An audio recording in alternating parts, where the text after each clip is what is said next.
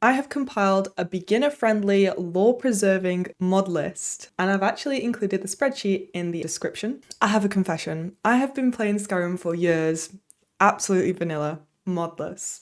But I have learned that every player, even the new players, need mods. Now, if you're like me, you're going to find this really daunting because there are literally thousands of mods and hundreds more being added every single week. And that's why I have created this video. I have organized every mod by mod type and I have tagged them with numbers 0 through 6. I will get onto what they mean in a little bit, but this video is going to cover numbers 1 through 4, which are the beginner-friendly ones that you should have the first time you play Skyrim. Now, disclaimer, I would recommend installing these on a new save file. However, I have installed these mid-playthrough and I've had no issues so far. So my first category is the essential mods that every single player should have. Even if it's your first time playing Skyrim, you need these mods. So the first category is denoted with a 0, and those are the mods that you need to make other mods work.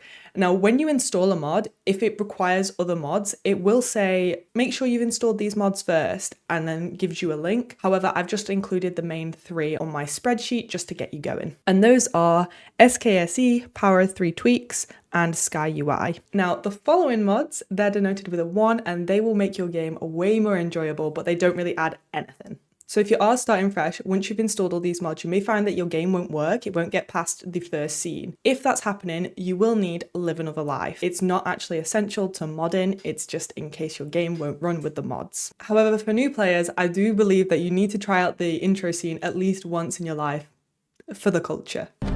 Hey, you're finally awake. You should also get the unofficial Skyrim patch because this patches a lot of bugs that Bethesda haven't fixed. The other 2 are realistic water and vivid weather because these make your game absolutely stunning. Skyrim is a very old game and it shows, but with these 2 mods, it's beautiful, especially the night sky. I'm actually obsessed. When you download these, make sure you take the time to go through the options because the default options don't actually include the stars and the aurora borealis. Now we're on to the quality of life improvements that every player should have. This is the realm of slightly changing the game, but for the better. So the first one that I really stress you to get is Eli_Breeze Home. This completely renovates the Breeze Home, which if you haven't played Skyrim before, this is the first home that you can get in Skyrim. There are others available. While they're all good, some are better than others, none of them really have great features. And the reason I absolutely love Breeze Home is it adds everything you need to a house. There is places for everything, all of your skills, and also places to show off your stuff, which no other house has enough of. Now, this also ties in well with the next mod, which is Unique Uniques. So throughout the game, you will find there are unique items, but they just look like any other item. Unique Uniques reskins those items, which you can then put on display in your Breeze Home. My absolute favourite mod, which is the only mod that I've actually been using. I know I said I've been playing vanilla, but I've been using this. Herika, the ChatGPT companion. And it does what it says on the tin. It adds a companion which is powered by ChatGPT. Now, it is quite difficult to set up. As a new modder, it took me about 10 hours to get this installed. There are other mods that you have to install. I definitely think it's worth it. But if not, at least get this next mod, which is Amazing Follower Tweaks. Amazing Follower Tweaks allows you to customize what they're wearing, their fighting style. You can even put them in poses. One other thing it does is allow you to have more than one follower.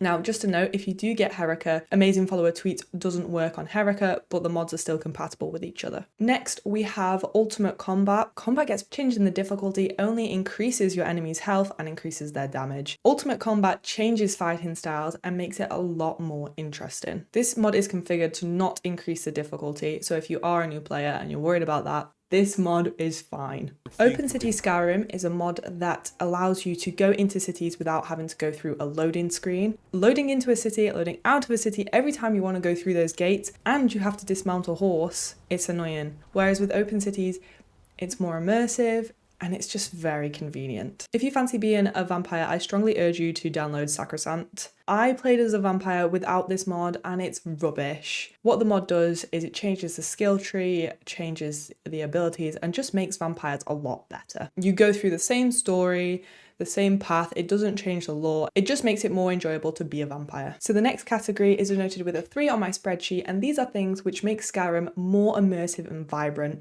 Again, without changing any of the lore. I love realistic ragdolls. It does what it says on the tin, it makes the ragdolls a lot more realistic. It is customizable, so if you want your game to be a lot more fantasy-like, you can have it set like that.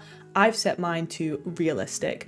So when a person dies, they kind of flop to the floor and their body has weight. Populated Towns and Cities Legendary is a mod that creates a bigger, more diverse population within Skyrim. Now in towns, instead of just having a bunch of citizens, you have people with different roles. Something that I love is called Wet and Cold, and essentially the NPCs will react to rain. And what I actually love is that they have these little rain caps that they put on when it's raining. Again, you can tweak this to your preference, but I would really recommend this one. Immersive Citizens adds a lot to the NPCs. It gives them more of a backstory, more of a human-like feel. You will see your citizens interacting with each other, dancing, having arguments, and that really adds to the immersion of Skyrim. Lanterns of Skyrim, it literally just adds more lanterns, helps with the lighting, looks really cute. It's kind of a visual thing, but I feel like it's more of an immersion thing because the cities just feel more realistic. Another one is Blowing in the Wind.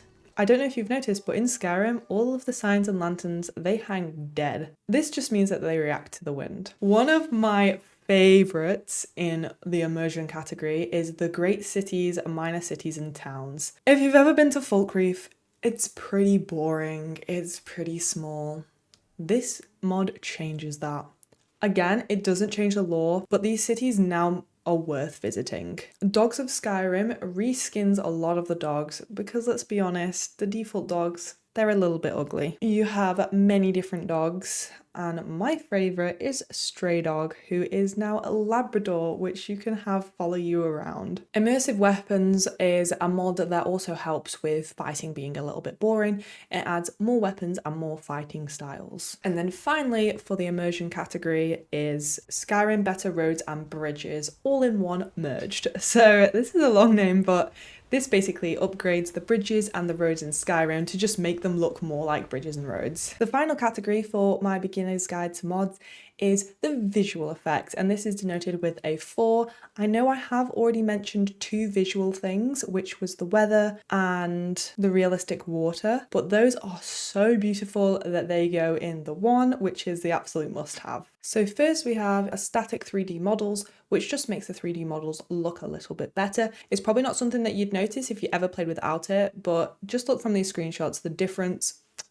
it's beautiful. A similar one is Better Rocks, which again just makes the rock textures look a lot more 3D, a lot more realistic. Then we have Skyrim Remastered Ice Caves Fix, which makes the ice caves just look a lot better. I've taken this example from a mine, and as you can see, it's still playable. It just looks a lot more like an ice cave than it did before. And finally, we have Better Dynamic Snow. And this just makes snow so much more beautiful. It has options, so if you want really, really bright snow, you can change that as well. I've gone for the vanilla colour snow. For me, I think it's just a lot more realistic to have not super bright snow. All of the links to these mods with their descriptions, their tags, and their category number are in the spreadsheet in my description. There are also mods on there that I haven't talked about, which are beginner friendly. The ones that I have actually talked about on these videos are the ones that I'm currently using and that I really like. All of the mods on that spreadsheet do work together, but if you have any other mods, you will have to check for compatibility. There are 2 other categories that I haven't talked about in this video, but I'll be talking about in a future video, and they're the ones for more experienced players. If you like this video, or if you checked out my spreadsheet, please consider subscribing and giving this video a thumbs up. It really helps. If you're interested in Skyrim playthroughs, I stream those on my Twitch. The link is also in the description. And if I don't see you there, I will see you in my next Skyrim video.